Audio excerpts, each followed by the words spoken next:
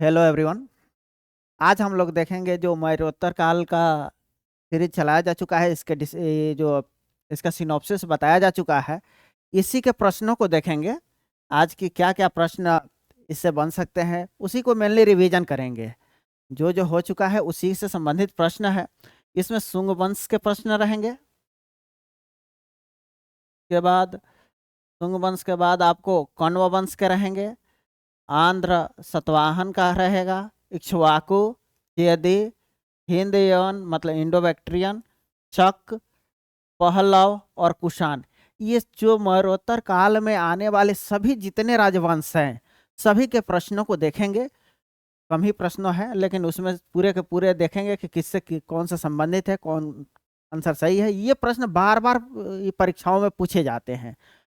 ये जो प्रश्न होंगे आपको बीपीएससी, बीएसएससी, यूपीपीसीएस में जो आरओ के एग्जामिनेशंस हो रहे हैं, टीचर के एग्जामिनेशंस जो बिहार में हो रहे हैं और झारखंड में जो एसएससी वगैरह चाहे जेपीएससी हो गया, ये सभी परीक्षाओं के लिए बहुत महत्वपूर्ण है। तो देखते हैं प्रश्नों को। देखिए, सेलूकस जिनको अलेक्जेंडर द्वारा सिंध एवं अफगानिस्तान का प्रशासक नियुक्त किया गया था, वो किस भारतीय राजा ने हराया था? तो ये मौर्य तथा मौर्योत्तर ये दोनों का प्रश्न है।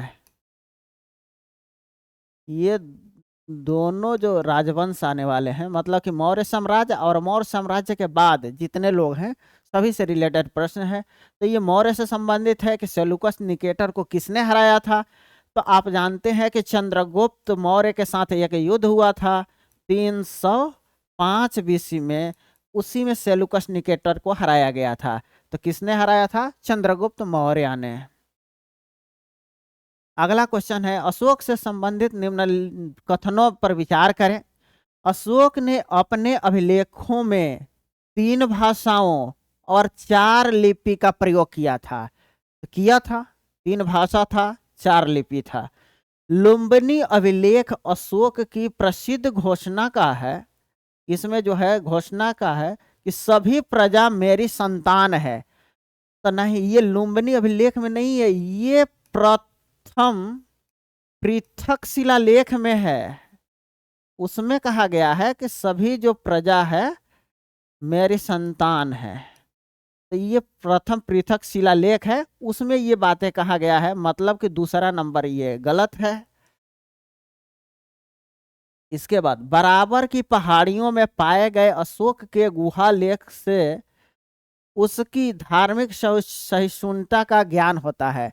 जैसे बराबर की पहाड़ी में, ये बाबर नहीं है, बराबर है, देखिएगा बराबर की जो पहाड़ियां हैं उसमें देखिएगा कि विश्व झोपड़ी जो हो गया, उसका जो आजीवक संप्रदाय के लोग थे ना उनके लिए बनाया था। तो ये धार्मिक सहिष्णुता का ज्ञान होता है, ये भी सही है। तो कह रहा है इसमें कौन सही नहीं है? तो यही लुम्बिनी वाला जो है कि ये प्रथम पृथक शिलालेख में है, यही सही नहीं है। तो इसका आंसर भी हो जाएगा। आगे देखते हैं, मौर्यकालीन कला के संबंध में निम्नलिखित में से कौन सा असत्य है, मतलब सही नहीं है? तो पत्थरों को काट कर गुहा और गृहों का निर्माण की कला मौर्य कला में ही प्रारंभ हुई, सही बात है। पत्थर की मूर्ति का निर्माण कार्य शुरू हो गया था। मौर्य कला में वास्तुकला और काष्ठ कला अविकसित अवस्था में थी, नहीं विकसित अवस्था में थी। इसमें देखेंगे चंद्रगुप्त मौर्य को, तो वहां जो पटना में उनका राजप्रसाद मिलता है वो लकड़ी का था, मतलब काष्ठ कला विकसित अवस्था में थी। यही इसमें है कि असत्य कौन सा है, तो सी। आगे देखें, ब्राह्मी लिपि का प्रथम उद्वाचन किस पर उत्कीर्ण अक्षरों से किया गया? तो कहाँ किया गया था? तो पत्थर पे जो था। तो ये पत्थरों पर जो था उसी के पत्थर की पट्टियों पर लिखा गया था, उसी को पढ़ा था। तो किसने पढ़ा था ब्राह्मी लिपि को सबसे पहले? किसने पढ़ा था ये कमेंट करके बताइएगा कि किसने पढ़ा था इसको। अगला क्वेश्चन देखते हैं, मेगास्थनीज ने भारतीय समाज को कितनी श्रेणियों में बांटा था? हम लोग जब सिनॉप्सिस देख रहे थे मेगास्थनीज को तो उसमें हम लोगों ने इसको पढ़ा था 4, 5, 7, 6। तो कितने भागों में? तो हम लोग पढ़े हैं कि 7 भागों में बांट रखा था। अगला देखते हैं, निम्नलिखित कथनों पर विचार कीजिए। अंतिम मौर्य शासक कौन था? बृहद्रथ की हत्या उसके प्रधान सेनापति पुष्यमित्र शुंग ने की थी। हम लोग पीछे के वीडियो में पढ़ चुके हैं कि की थी। अंतिम शुंग, ये शुंग है, शुंग राजा देवभूति की हत्या उसके ब्राह्मण मंत्री वासुदेव कण्व ने की और उसका राज सिंहासन हथिया लिया था। तो सही है कि अंतिम जो राजा था उसका भी शुंग का कौन करा था? तो कण्व। आंध्र ने कण्व राजवंश के अंतिम शासक को पद वंचित किया था। सही है। देखेंगे कि ये मौर्य के बाद जो वंश आता है, मौर्य, शुंग, कण्व, सातवाहन, तो इसके अंतिम शासक को ये मारेगा, इसके अंतिम शासक को ये, इसके अंतिम शासक को ये, तो ये सीरियली है। तो देखिए मौर्य के शासक को हत्या करके शुंग, फिर शुंग के हत्या करके ये आ गया कण्व, और कण्व का हत्या करके आ गया सातवाहन। तो यही सब है। तो इसमें कौन सा सही है पूछ रहा है, तो ये सब सही है। तो 1 2 3 सब सही है। अगला देखते हैं कि अशोक का समकालीन तुर्मय कहाँ का राजा था? तो ये मिस्र से संबंध था अशोक का। तो यही मिस्र का राजा था। इन्होंने दूत भी अशोक के दरबार में भेजा था। तो यही तुर्मय कहाँ का राजा था? तो मिस्र का। अगला देखते हैं, मौर्योत्तर कालीन साहित्य से संबंधित निम्नलिखित कथनों पर विचार करें। महाभास की रचना पतंजलि ने की थी। हम लोग जब पिछला मतलब कि जब वीडियो देख रहे थे उसमें देखे थे कि जो पतंजलि थे, तो पुष्यमित्र शुंग जो पढ़ रहे थे तो उनके पुरोहित थे। तो यही पतंजलि ने किसकी रचना की थी? महाभाष्य की। तो सही है। महाभाष्य एक व्याकरण ग्रंथ है जिसमें यवन आक्रमणकारी की चर्चा मिलती है। सही है। नागसेन ने पाली भाषा में मिलिंद पन्हो की रचना की है। सही है। मिलिंद पन्हो से भारत ग्रीक संपर्क की जानकारी मिलती है। देखेंगे कि जो इंडो बैक्ट्रियन थे मिनांडर, और यहाँ जो नागसेन बौद्ध भिक्षु थे, उनके बीच की जो कहानी है इसी मिलिंद पन्हो में है। तो वही इसके मिलती है, जानकारी मिलता है। तो ये सब सही है। इसमें ये सभी सही है।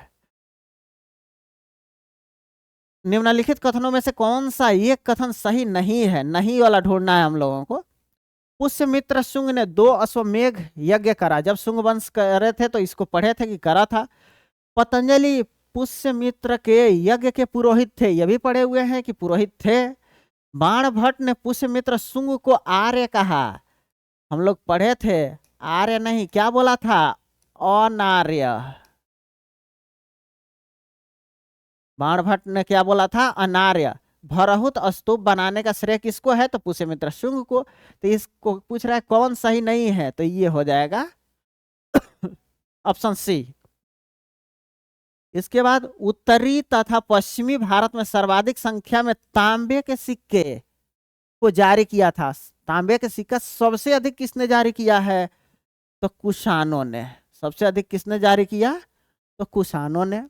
सबसे शुद्ध सोने के सिक्का किसने चलाया? इसको कमेंट सेक्शन में आप बताइएगा कि सबसे शुद्ध स्वर्ण सिक्के किसने जारी किए।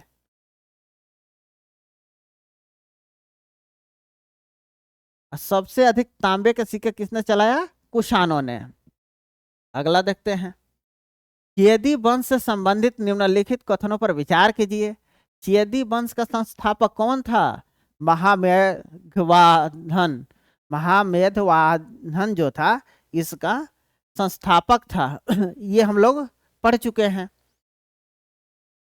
चेदी शासक खारवेल मगध के शासक बृहस्पति मित्र के विरुद्ध अभियान कर जैन तीर्थंकर शीतलनाथ की मूर्ति को मगध से लाने में सफल हुआ था। सही है। अभिलेखों में खारवेल को राजश्री कहा गया है। मतलब 1 2 3 ये सब सही है।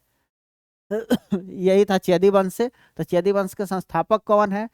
खारवेल। आप कमेंट करके बताएंगे कि जो खारवेल का एक अभिलेख है कौन सा है? खारवेल का कौन सा अभिलेख है जो बहुत पॉपुलर है? आप कमेंट करके बता सकते हैं। प्राचीन काल के भारत पर आक्रमणों के संबंध में निम्नलिखित में से कौन सा एक सही कालानुक्रम है? मतलब कौन पहले आया फिर बाद आया फिर बाद आया, इसको देखते हैं।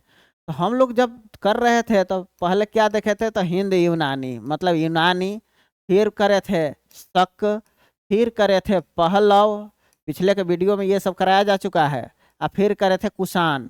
ये सब के बारे में हम लोग पढ़े थे। तो सबसे पहले यूनान आया, फिर यूनानी आया, शक आया, पहलव, कुषाण। तो इसका सीरीज देखना है।